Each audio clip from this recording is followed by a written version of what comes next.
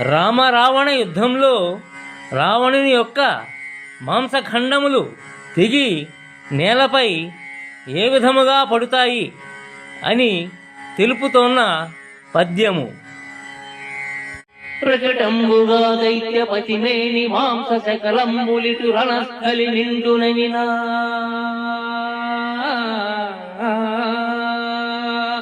ప్రకటంబుగా దైత్యపతిమేని మాంస సకలంబులిటు రణస్థలి నిండుననినా పరుసన నింద్ర గోపములంత కంత నరుణారుణంబుల అవనిపై వడియే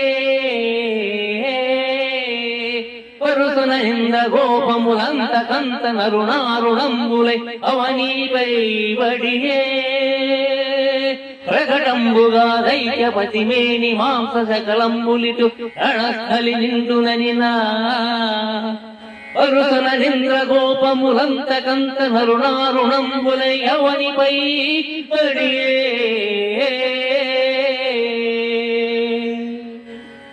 రావణాసురుని యొక్క శరీరంలోని మాంసఖండాలు తెగి ఈ విధంగానే యుద్ధ భూమి నిండా రాలి పడతాయి అన్నట్లు ఆరుద్ర పురుగులు నేలపై రాలుతున్నాయి.